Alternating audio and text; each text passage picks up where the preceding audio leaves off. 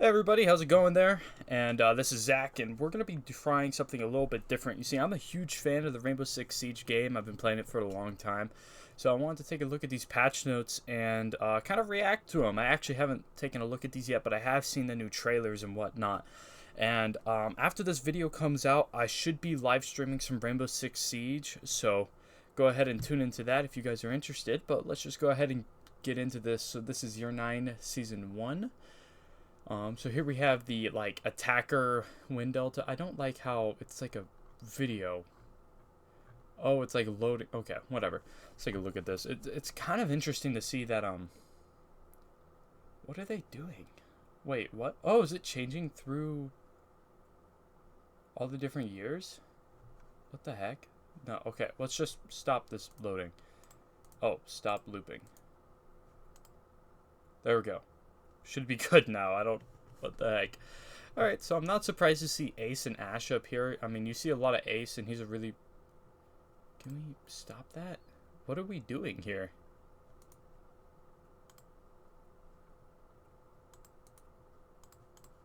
Let's refresh this real fast. I just want to take a look at it. I don't know what's going on here. I mean, it seems like Ubisoft's finally starting to get what they've really been aiming for, which is have everybody sort of clustered right here. Everything just changed. Oh, because they're changing between...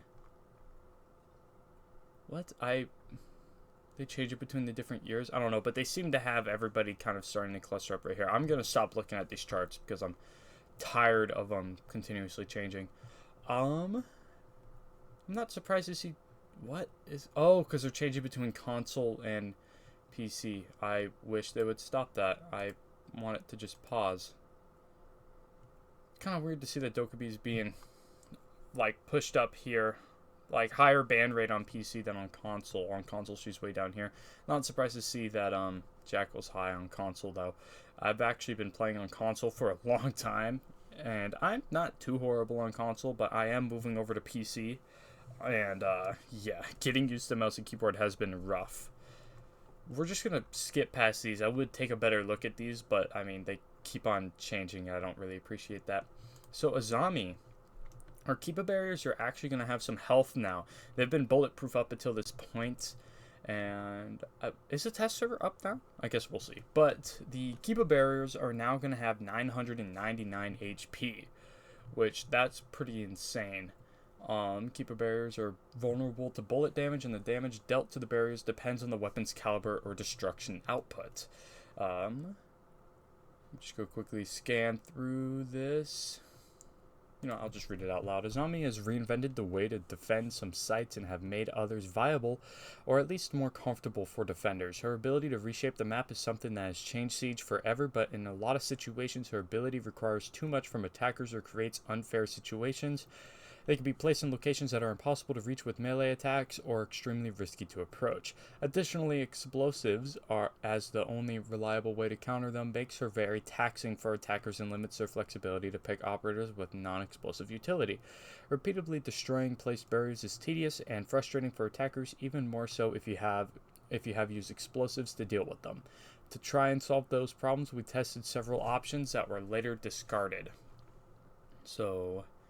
looks like here's are the different ones. Soft, the idea was to allow bullets to go through the barrier. Oh, that would kind of ruin the point of the barriers. And the lifespan in this prototype, the barriers would only last for a specific amount of time. That also kind of ruins the point of the barriers. So I do think that this is a positive change. I do think that you needed probably some easier ways to counter them, but I haven't actually encountered a zombie too much me playing Siege. So that's kind of insane, but this is a welcome change. 999 health seems like a lot, but I mean that does quickly go down, so I suppose we'll see as the season goes on. I think adrenaline surge, the weapon reload speed increase bonus removed. So you take more time to reload again? Oh, probably because of like LMGs and whatnot. Clears the shield's suppressive fire debuff, reduces its effect by 50% if applied while affected by Adrenal Surge. We have removed the weapon reload bonus from the Adrenal Surge to make the bonus on the new angled grip more appealing. Is the angled grip, I guess we'll read later on, but I think is the angled grip gonna have like a faster reload speed? well, I guess we'll just continue moving on. So, weapon classes, new general. So there's going to be a revolver, sniper rifle, and slug shotgun are the new classes. LMGs are going to have movement speed reduced by 10%. That's pretty fair. So you'll be moving slower if you're utilizing those weapons, which is fine. ADS transition. This will, with this LMG nerf, that will make it to where the whole recruit LMG rush that me and my friends like to do sometimes, that'll make that a little bit harder to pull off. ADS transition. Normalized and simplifies ADS. Oh my god. Sorry. Normalized and simplified ADS curve transitions. Fast, so... Oh, they're bringing back the whole... you can ADS faster with certain guns. So fast are going to be handguns, revolvers, and shotguns. Medium are going to be marksman rifles, sniper rifles. Slow is going to be machine pistols, submachine guns, assault rifles, LMGs, and slug shotguns. This right here is pretty interesting with these two, right? These three I could kind of understand. These two, that's very interesting to have a slower ADS transition. Very interesting. ADS speed, reduce ADS speed from idle/walk stances. So looks like they... Oh. How long? So they nerfed handguns, revolvers, nerfed machine pistols, submachine guns, assault rifles. Did they buff any of these?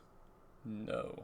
None of these have been buffed. They've all been nerfed, but just some nerfed less than others. I kind of forgot that the hand cannon was there. Forgot what it was called.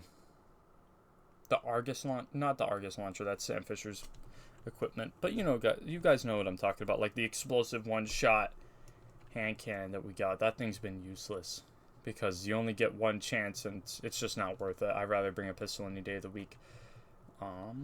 Seems like they're mostly talking about just sort of increasing options and making other weapons more viable and balanced. Sights, iron sights. So this is where we get to the meat potatoes about what's making this next season so interesting. Is with iron sights, magnification 1.0, and you get a 10% ADS speed boost.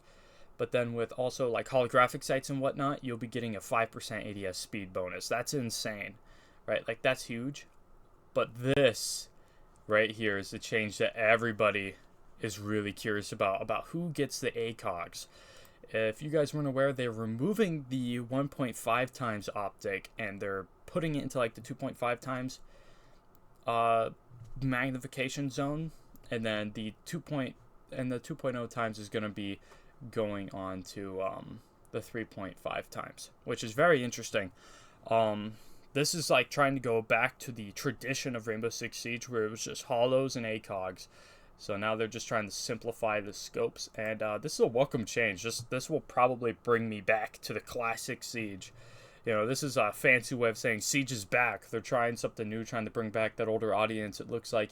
So who gets the ACOG? So of course the attackers, they get it on every single weapon for attack. Hopefully that means Blitz's pistol. If not, I'm going to be very disappointed. I'm probably going to uninstall. But Frost is getting it on her C1. Mozzie's getting on the Roni. That's pretty interesting. I would have loved to see the Commando 9, but I can understand why that'd be a little too powerful. Tachanko's getting it on the 9x19. The Vidias. Which, that's kind of disappointing to not see it on his LMG. That would have been really fun. Would have been really fun to mess around with. The ACS-12 on Alibi and Maestro is going to be getting the ACOG, which that's not so surprising. And then Tubero is getting it on the 50 Beowulf, which that's pretty interesting. I don't know. I don't know about that one, because Tubero, I believe, is a 2-speed, is he not? Let's open this in a new tab real fast. I haven't been able to play a lot on this new one. Oh, they already have Demos up. We'll take a look at him as well. But yeah, he's a 2-speed, so that's kind of a big deal. And then, sorry. I just also don't really like Tubero too much. He's not like overpowered, but he is just very interesting. Vigil on the Boss G. Good thing that they're keeping that. A Rooney on the Mark 14, the M14 EBR. That's understandable. Well, mine, the MP5K, that one's huge. I'm probably going to end up playing a lot more Wamai because of that. That's going to be very interesting. Doc Rook, they both get their ACOGs back on the MP5s and the P90, and then Malusi also gets to join them with the MP5. That's huge, right? This is going to make all their pick rates go way up and make their guns way more, usable in combat. The TCSG-12 on Goyo and Kaed's getting the ACOG. That's pretty big too. I'm looking forward to that change. Castle on the UMP-45, that's one I'm super excited for. Like, I'm actually really looking forward to this one. The Uzi with 50 GI on Thorn is getting the ACOG as well. That one's going to be very interesting to see. I wonder how many people are really going to be utilizing that. Me personally on Thorn, I run her shotgun and then the machine pistol. I prefer that setup way more, but I might end up using the Uzi a little bit more because of this. And then Goyo with the Vector. That one is very interesting. I only knew that this came out because on the Rainbow Six subreddit, someone posted something about this here list, and the Roni was something that people were really worried about, and then the Vector was something people were really worried about. I'm not too worried about, I'm more worried about the Vector than the P10, but I'm sure all those Warden mains have been running around with the MPX with the 1.5 times. Will be moving over the Mazu, which is great for me because I'm a Warden main. I love Warden, and it's not even because of that 1.5 times. I run the shotgun more often than not.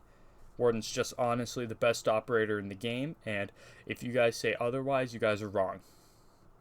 And then the 3.5 times optic is only going to be available on DMRs, so that's understandable. I would hate to see this on defense, honestly. I would hate to use it on defense. Even if it was an option, I don't think I would use it. Increase the middle dot size of the hollow A, C, and B. I believe that's all the hollows. The red dot C, I believe that's the, oh my god. I'm having a hard time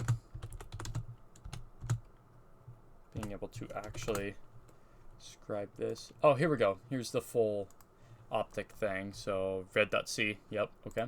Oop. Let's just move this over here. Make this a little bit easier.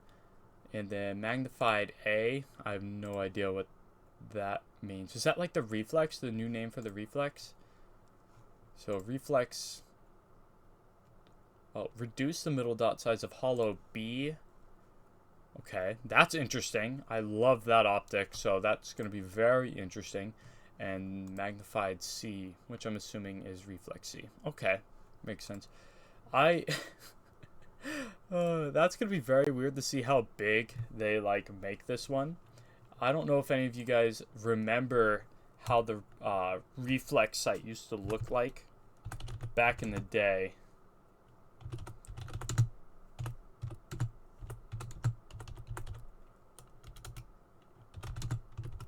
But it used to be huge. Where's it at? I mean, these sights used to be pretty big. Here's the original. Oh, wait, no. Yeah, I believe that's how it used to look. Where is the reflex sight?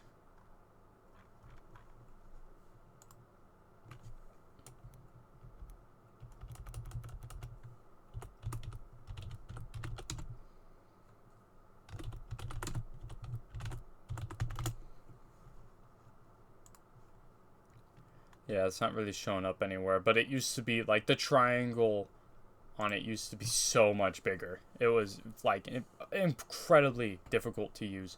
A few years ago, using the sight with the highest magnification was the way to go. Now the 1.5 is the default. We want sight selection to be an important decision based on your strategy for the round, so we have reworked the entire attachment category. First off, we have made an existing option more meaningful. The none sight option is now iron sight and has a category no sight. You will aim faster if you choose iron sights. Its shape will depend on the weapon, so there's a wide variety of options to explore and test if they fit your playstyle. This is huge. I wouldn't be too shocked with a lot of people running around like that. I probably will likely end up using the iron sight on a lot of the machine pistols just for that fast ADS time. That's going to be very interesting. Secondly, we have the non-magnifying category, which includes all the attachable sights without magnification. It has the red dot, hollow, reflex, a little bit of an ADS boost, as we've seen earlier. And magnifying scopes also changed. Oh yeah, and also fewer magnifications, make it to where your choice is more important on if you actually want it or not. And the magnification will be available on every assault rifle, subgun, LMG, marksman rifle, and slug shotgun on attack. And then the magnified will only be available on every slug shotgun, marksman rifle, and on some designated, you'd probably want to say, and on some designated submachine guns and on defense. What is this? Why is it in for... Alright, whatever. I'll move on. The telescopic will be available on every... Oh, telescopic is... Oh, because they're calling it... They're not touching reflexes at all. I'm such an idiot. Magnified because they're... Okay. So they're increasing the middle dot size for magnified A and reducing the size for magnified C. We obviously don't really know exactly which ones. I'm assuming magnified A is the ACOG, and I'm assuming magnified C is what the 1.5 was. Okay. Oh, we're getting some more changes for lasers. That's huge. I tend to, just because of godly noob, I've run lasers on everything. But this is huge. Removed the hip fire bonus, okay, but added the 10% ADS speed bonus. That's pretty huge. That's going to be very interesting. Now that we are tweaking the ADS speed across all the weapons, we didn't want to have this bonus limited to only those with access to grips. The laser has been available on almost every weapon since Year 6 Season 3, so everyone can use it and benefit from its ability. Additionally, the laser has the downside of revealing your presence, so it made sense to pair it with one of the most aggressive bonuses. So, I mean, if you're running, like, iron sights plus that laser, that you're going to get a 20% ADS speed bonus, so that's going to be very interesting to see on some subguns. Now, grips. We have a new grip called the horizontal grip. The none option is now called horizontal grip. Okay, we're going to start with angled grip. I've removed the ADS speed bonus. Oh, that's upsetting. That's very upsetting. Added 20% weapon reload speed. That's very interesting. I'm going to be interested to try that out, but very sad to see that go. Horizontal grip, or what used to be the none option, so having no grip, is added plus 5% movement speed bonus. So you'll be able to move around just a little bit faster. That's very interesting. Very small adjustment, but I wonder if you're really going to be able to feel that, right? Like, let's say you're playing as, like, Jaeger. Maybe you don't want to run a grip anymore. Maybe you don't want to run a sight. Run no sight. So you got iron sights, run the laser, and then have this movement speed, and you're going to be a horrible fight. That's going to be rough to fight against if you're just super fast. Vertical grip bonus reduced to 20% vertical recoil control from 25%. I wonder what they're going to say about the vertical grip here. I'm actually really curious.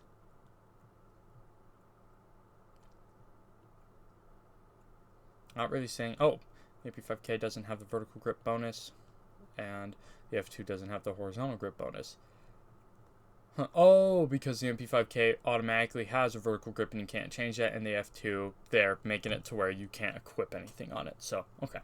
The ballistic shield, I'm just skipping the rest of that because I'm not too interested. The ballistic shield base, every operator equipped with a ballistic shield will keep it in front while sprinting. An operator equipped with a ballistic shield can push through a barricade without having to hit them twice. It does not work from a rappel. Weapon handling. The ability to hip fire has been removed. Reduced accuracy during the shield unequip animation. Okay.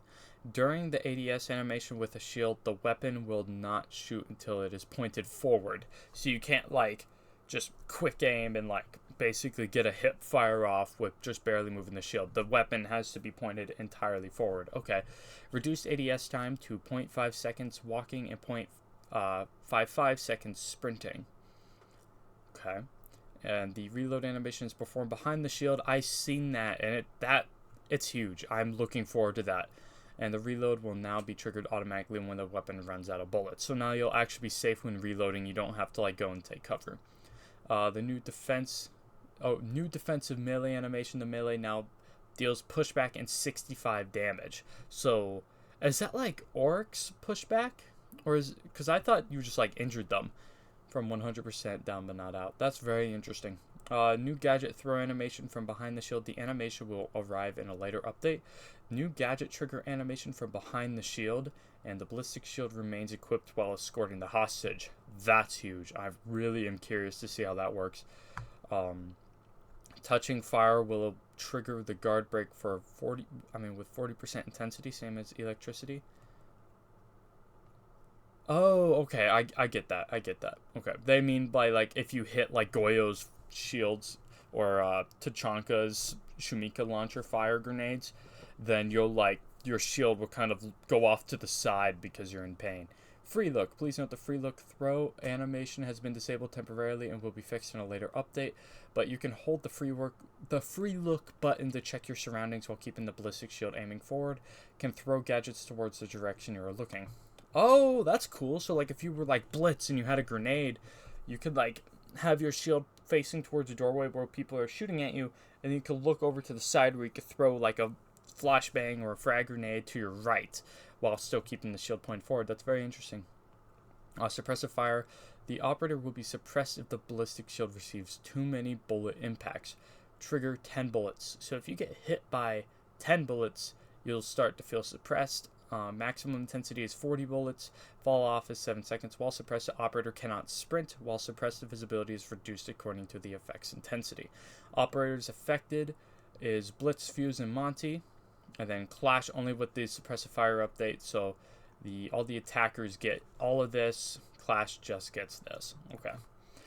We have reimagined the mechanics around the ballistic shields in game, focusing on the shield being safer to use and support-oriented at range, as well as more threatening in close quarters. This will allow shield ops to take ground, provide more intel, and control combat engagement with greater efficiency.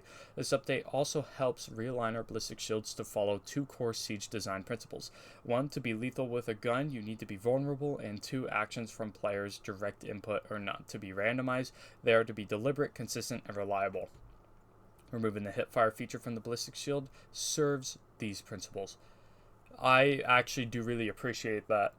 I remember I have like this clip on my Xbox from years ago where I was like 1v1ing one of my friends and I played Blitz and I just happened to get like a one tap from the hip fire from like, I don't know, like 5 meters away, and he was so pissed because there's nothing that he could do about it. So this sort of thing is pretty huge because now in order to do damage you have to be willing to put yourself in a place where you can take damage. LMG weapon recoil. Alright, let's see this. On the LMG E specifically. Okay, so we're going to go through all of these. So on PC and console, reduce the first kick, reduce vertical recoil. The recoil will remain stable for longer during a sustained fired burst. So Ram and Zofia will feel this one. So is this a buff? This is a buff. Yeah. Same thing here. So they're buffing the recoil, which is very interesting on all these LMGs. Very interesting. Attacker recruit. Okay, still got the saw. Very interesting. Yeah, so they're buffing all these LMGs. Very cool. So it looks like ultimately they're really trying to shake things up. I'm really looking forward to this. This is really, especially with this, where's it at? Especially with this sight change here, that's really going to slow down the game. Some people don't really understand. I used to play when there were no other optics and whatnot, and ACOGs were everywhere. Like, I was playing when Jaeger still had his ACOG.